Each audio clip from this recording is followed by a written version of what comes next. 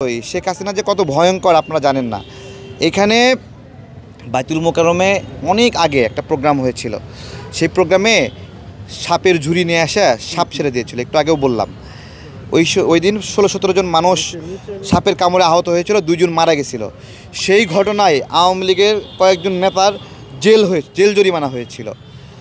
তো কীরকম খারাপ মানুষ যে জনসমাবেশে সাপ নিয়ে ছেড়ে দিছে, তো সে তো এই ধরনের ষড়যন্ত্র করা খুবই স্বাভাবিক। তার নিয়মিত আচরণগুলো আপনি খেয়াল করেন, সেগুলো করছে। আওয়ামী লীগ একটা অনেক বড় দল, তাদের অনেক লোকবল, পুনর্বাসন হওয়া খুবই স্বাভাবিক।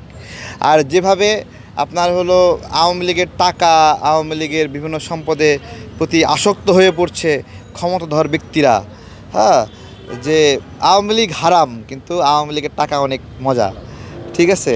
তাদেরকে পাশে নিয়ে ছবি তুলতেছে, প্রোগ্রামে দাওয়াত দিচ্ছে, তাদের ব্যবহার করছে, তাদের দ্বারা ব্যবহৃত হচ্ছে। তো এইগুলো দ্বারা বোঝা যায়। এবং দেখেন, এই সরকারের মধ্যে বিএনপি এবং জামাতের উপদেষ্টা খুবই কম, নগণ্য, নাই বললেই চলে। কিন্তু আওয়ামী লীগের আছে। তাহলে আওয়ামী লীগ কতটুকু কৌশলী এবং ক্ষমতাধর যে তারা তাদের লোককে এখানে ঢুকাতে পারছে। সুতরাং আওয়ামী লীগ বিলীন হয়ে যাবে, এটা আওয়ামী লীগ আরও অনেক দিনে দেশের মানুষকে কষ্ট দেবে। আগুন তো এক জায়গায় লাগতেই পারে। আমার কথা, সচিবালয়ে যখন আগুন লাগলো, সচিবদের বাসভবন, ভবন 71, এখান থেকে 3-4 কিলোমিটার দূরে, সেখানেও আগুন লেগেছে একই দিনে, প্রায় কাছাকাছি সময়। কেন? আমরা সব কিছুর ভিতরে ষড়যন্ত্র খোঁজা উচিত না, কিন্তু এই বিষয়টা সন্দেহযুক্ত, সন্দেহের আলামত আছে। 2 পাশে আগুন লাগছে, 2 পাশে সন্দেহ করে না, এই পাশেও আগুন, এই পাশেও আগুন, কেন 2 পাশে, তাই না?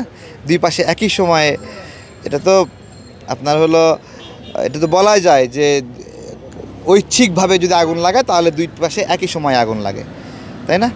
এটা তো আমরা দেখতে পাচ্ছি। ওই সময়টাতে কারা কারা নিরাপত্তার দায়িত্বে ছিল, সবাইকে এক জায়গায় করে জিজ্ঞাসাবাদ করা দরকার। স্বরাষ্ট্র উপদেষ্টা আপাতত ওনাকে আপনার হলো, আমি কি বলবো, উনি কতটুকু পারছে না, কিন্তু স্বরাষ্ট্র উপদেষ্টার হাতে সব কিছু ছেড়ে দেওয়া যাবে না এখন, ঠিক আছে।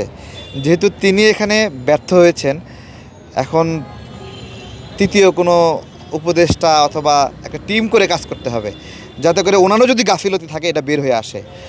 ওনার যদি গাফিলতি থাকে তাহলে তো উনি তো নিজে নিজে বের করবে না, তাই না? অবশ্যই উনি এটাকে ঠেকাতে পারে নাই, সব পুরে শেষ হয়ে গেছে, ঠেকাতে পারে নাই, ঠেকানো ওনার কাজ ছিল, তাই না? আসিফ, নাহিদ আমাদের ভালোবাসার ভাই, আমরা একসাথে আন্দোলন করেছি, তারা এখানে উপদেষ্টা হিসেবে আছে, তাদের দপ্তর পুড়ে গেছে, তারা শেখ হাসিনার দুর্নীতি নিয়ে কাজ করছিল, সেইখানে আঘাত আসছে।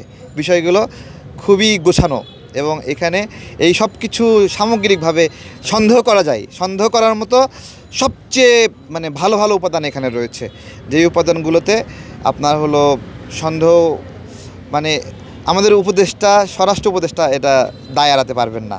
উনি আমানত রক্ষা করতে ব্যর্থ হয়েছেন।